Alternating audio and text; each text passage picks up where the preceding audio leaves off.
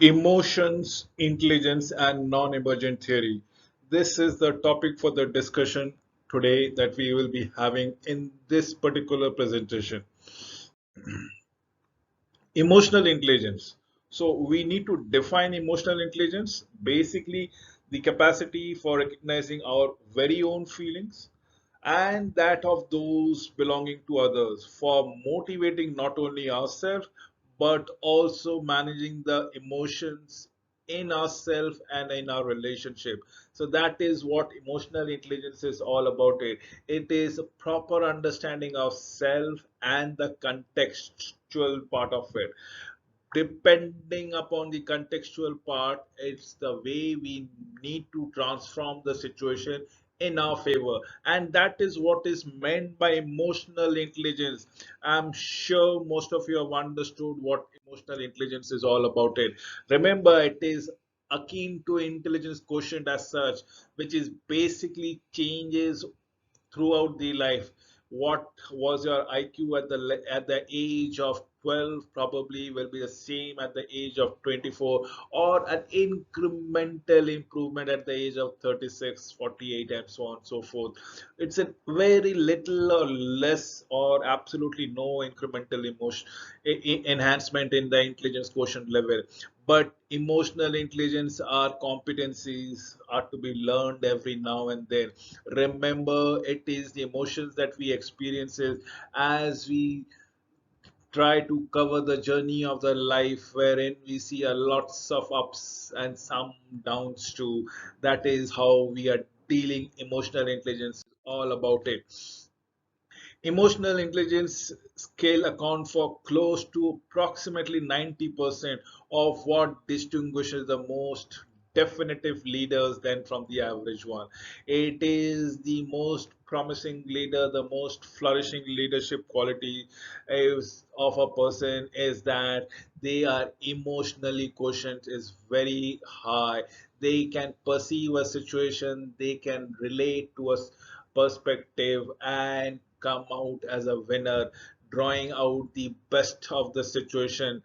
The trick is to identify and understanding the gaps between your assessment and those of others. Domains. Let us understand what are the domains of emotional intelligence. The very word empathy seems unbusinesslike.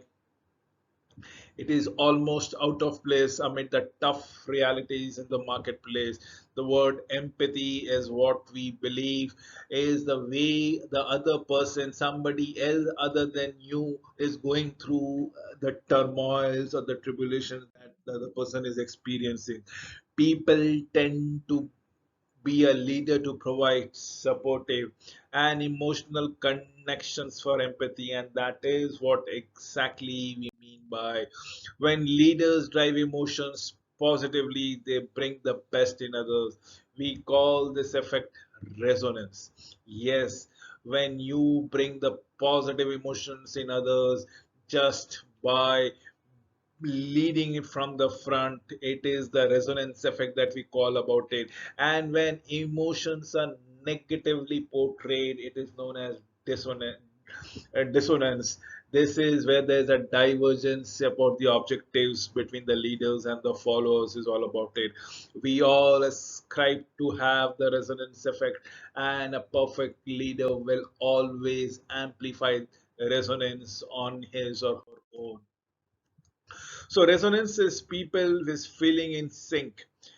The leaders may manage, but they do not live without a healthy dose of heart. It is the empathy, it is the love, it's the emotion, it's the cooperation, it's the feeling that has been infused in the minds of every people associated with the leader, and that is what is resonance.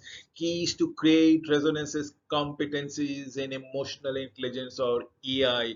It is how the leader handle themselves and their relationship.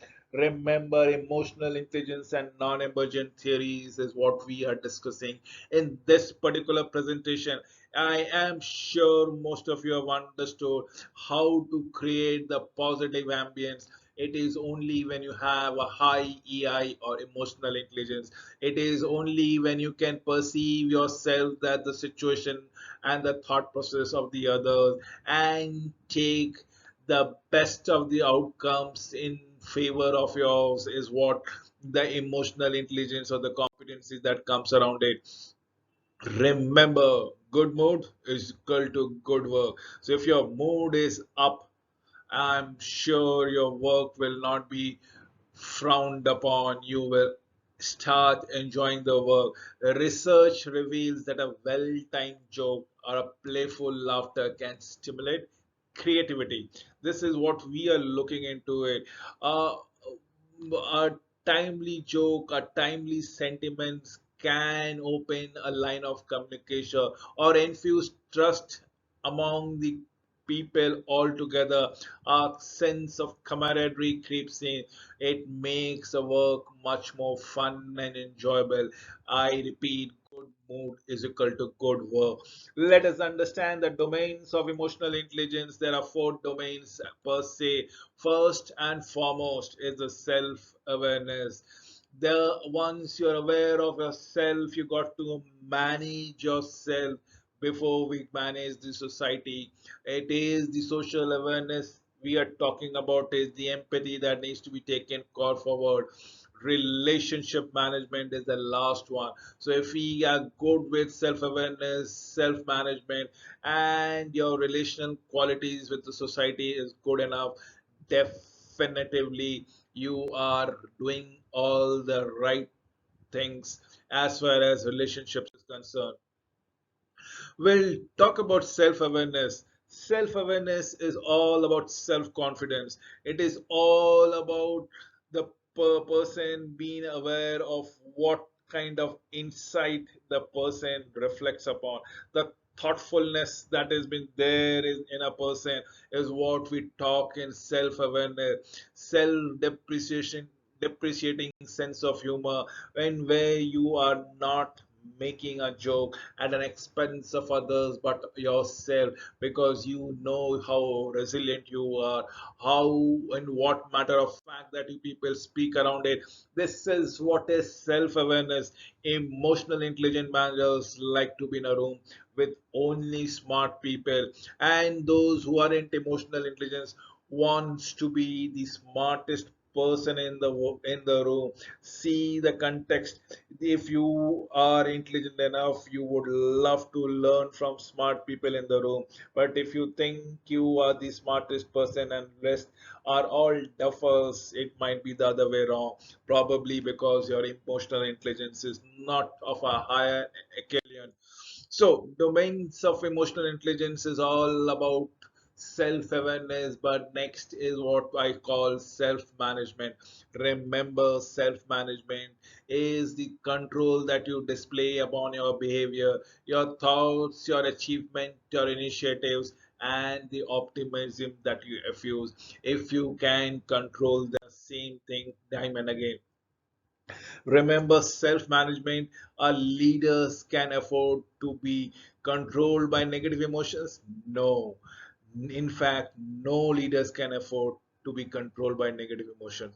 Be it frustration, be it depression, be it rage, be it anger, be it anxiety, you name it. Self management demands only positivism within self so that it can be displayed accordingly, and similar vibes can be effused from the society or the organization where the person is working around it. Frees us from being a prisoners of our feeling. Leaders who can stay optimistic and upbeat even under pressure radiate positive feelings and create resonances.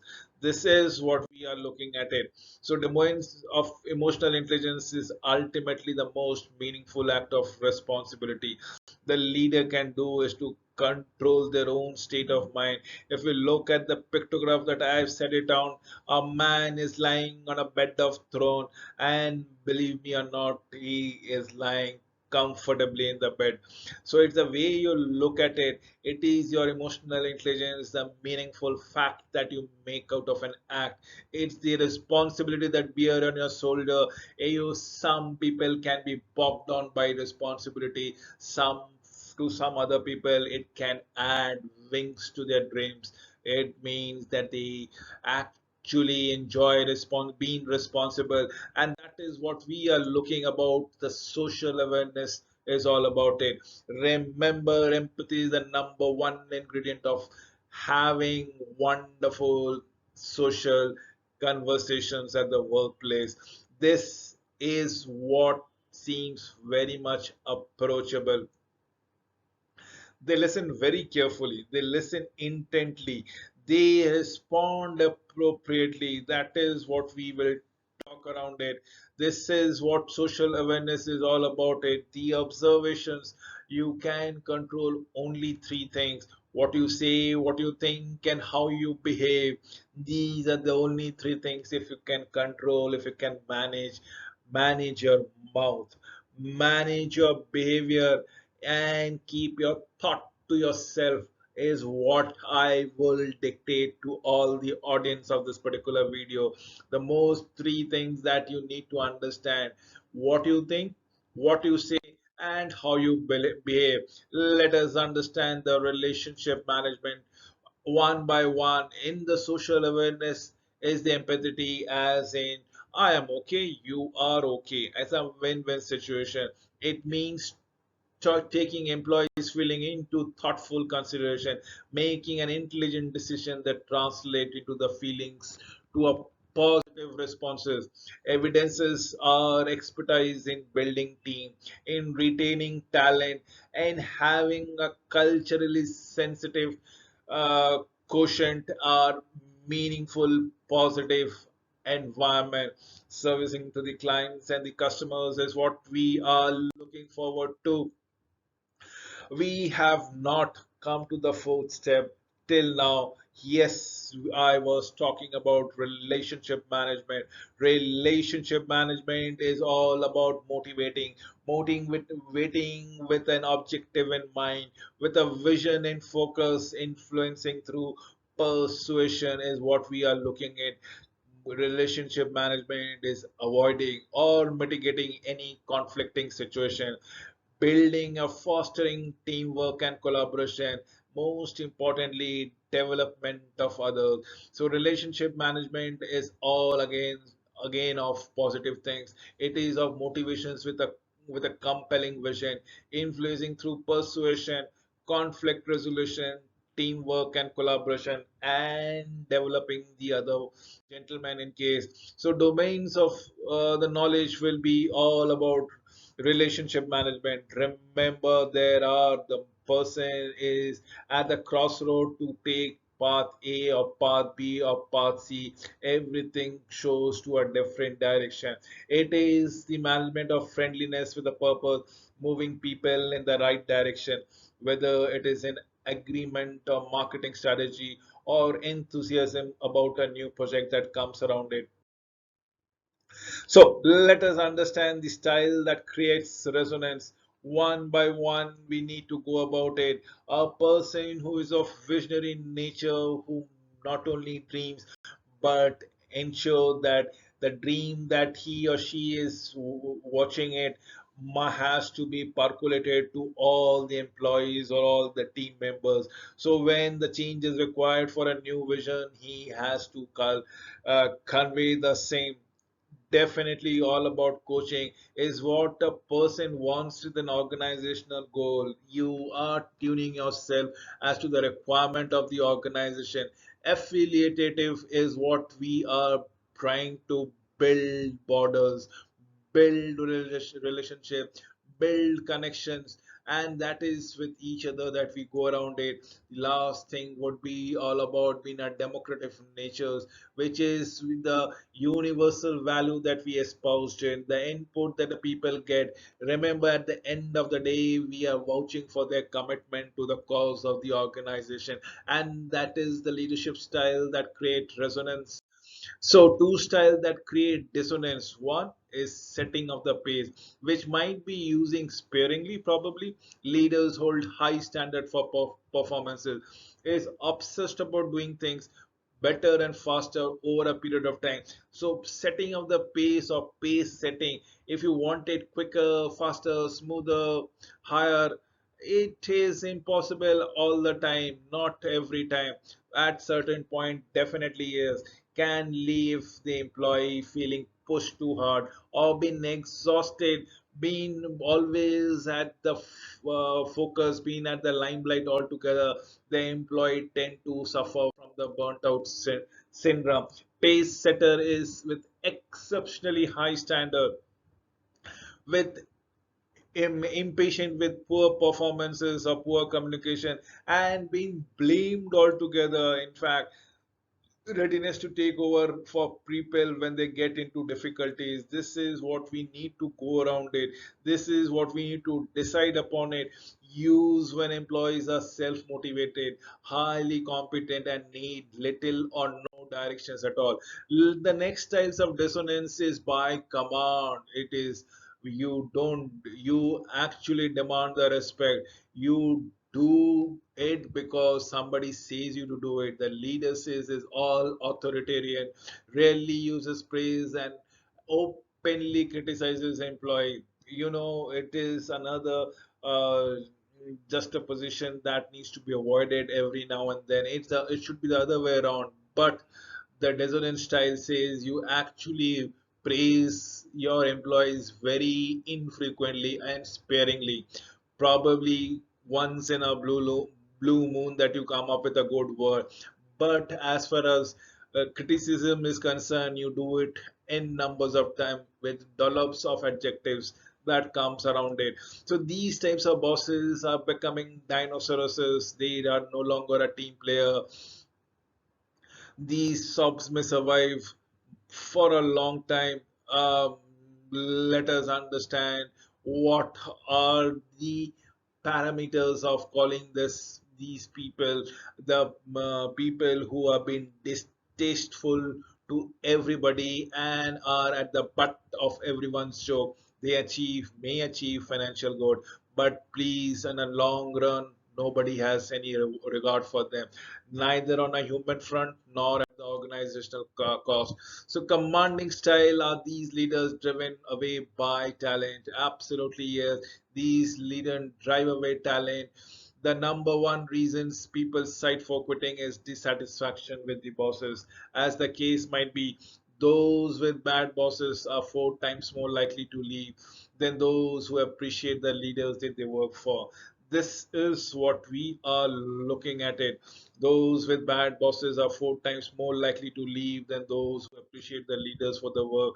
Leaders and learning that we come across it is what we are talking about it. Old leaders can learn new tricks and can make a life altering changes in their style. And you look what we can go around it. We need to groom up, we need to shape up, we need to pick up newer tricks in order to survive, in order to sustain ourselves. Remember the food drill that comes around it. First is to stop, then to see and sacrifice before sensing success. The drill is to stop, evaluate yourself, see what is happening in the environment, sacrifice the old habit, old paradigm, and sense opportunities and success thereby. Remember the fact that attention is the only currency of leadership, where you should enjoy the limelight, where you bask in the glory. Altogether, leaders and learning a self-directed process altogether. Is an ideal self, what do I want to be? Real self, what exactly am I? My strength, my weaknesses, the gaps that I believe in, my learning agenda. Build on strength and reduce my gaps is what we look out. Absolutely. Experiment and practice new behaviors and thoughts and feelings that comes around it. Develop supportive and trusting relationship. Making change possible, yes. Make them, time them again and again. leaders of what we are looking is the learning agenda should help you focus on what you want to become, your own ideal rather than someone else's idea on what you should be. So it is always plan for yourself, for you become a trap, fall into a trap of somebody's else plan. And believe me, someone else plan will never be beneficial towards you. So we talk about practicing being yourself, your ideal self. Rehearse the new behavior. Rehearse at every new opportunity until it becomes automatic. Athletes spend a lot of time practicing, a little time performing. Executives spend no time, absolutely no time practicing altogether. We come to the very fag end of this presentation, wherein most leaders are suffering because not that they cannot solve the problem, but because they are suffering because they can never sense or see their problem in the very first place. This is what is plaguing themselves, the leadership quotient. It is because they are ill equipped with emotional intelligence. I am sure you must have been enlightened by this presentation. Thank you for watching this video of mine.